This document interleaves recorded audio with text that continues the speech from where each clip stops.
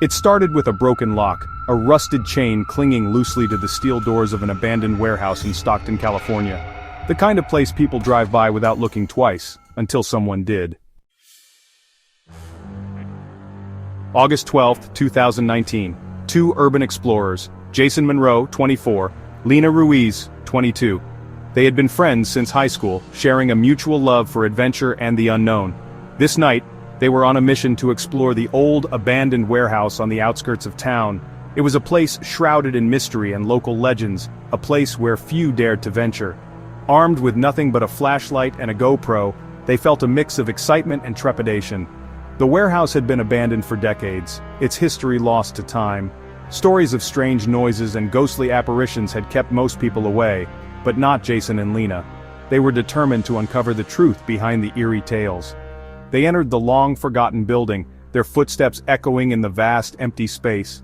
The air was thick with dust and the smell of decay. Every creak and groan of the old structure sent shivers down their spines. They moved cautiously, their flashlight beams cutting through the darkness, revealing glimpses of the warehouse's forgotten past. Old machinery, rusted and broken, stood as silent witnesses to a bygone era.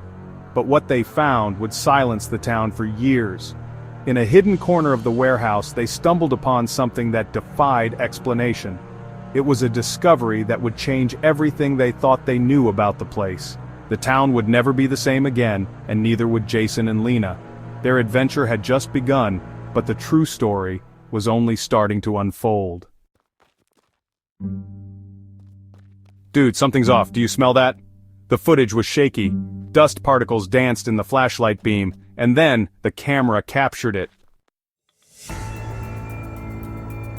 A door, chained from the outside, not to keep people out, but to keep something in. They broke it open. Inside, stacks of VHS tapes, dozens, maybe hundreds, all dated, all labeled. No titles, just names and dates. The first tape they played changed everything. A grainy recording, a man, bound, blindfolded, sobbing.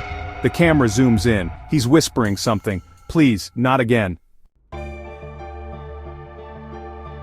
They called the police. Detective Rhonda Ellis arrived on scene. 25 years with the department, she'd seen her share of darkness, but not like this. Get CSU here, all of them, secure everything, this is a dump site. Forensics found DNA, not one match, not two, 27 different individuals. None reported missing, none in any criminal database. Ghosts with no names, no stories, no justice.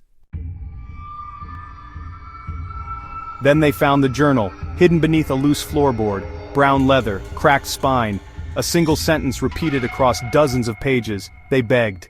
I filmed.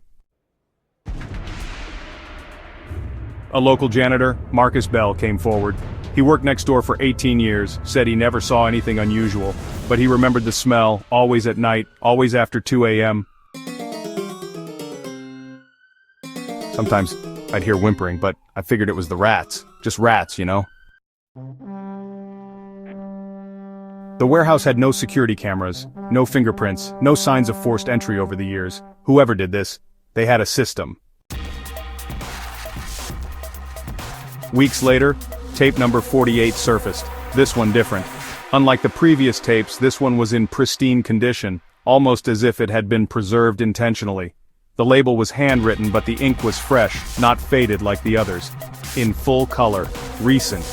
The footage was vibrant, capturing moments that seemed almost too real. The timestamp indicated it was recorded just a few weeks ago, a stark contrast to the older grainy tapes they had found before. The man in the frame? Detective Ellis recognized him. Her heart raced as she leaned closer to the screen, trying to make sense of what she was seeing.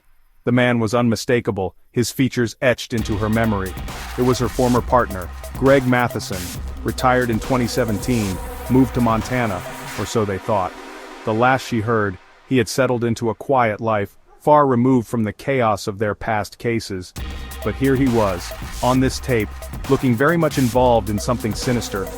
The question swirled in her mind, why was he on this tape? What had he been doing all these years? And most importantly, why did someone want her to see this now? The answers seemed just out of reach, hidden within the enigmatic footage of tape number 48. She called the number they had for him, disconnected.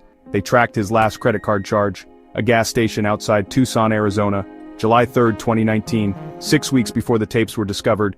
Then, nothing.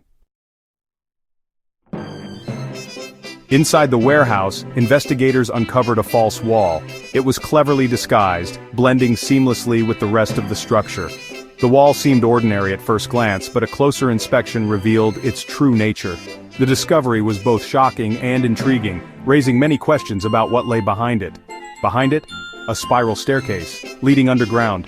The staircase was narrow and dimly lit, spiraling down into the unknown. Each step echoed in the confined space, adding to the eerie atmosphere.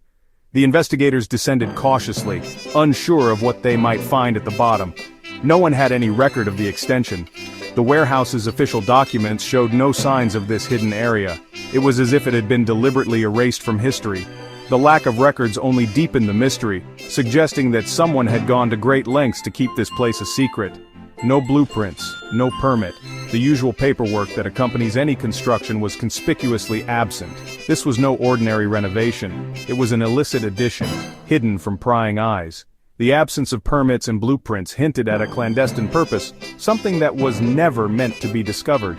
The basement was lined with soundproof insulation. This was not a typical feature for a warehouse basement. The insulation suggested that whatever activities took place here were meant to be kept secret, unheard by the outside world. The thick, padded walls absorbed all sound, creating an unsettling silence. Each wall carved with initials, dates etched into concrete. The markings were crude but clear, a record of those who had been here before. The initials and dates told a silent story, one that spanned decades.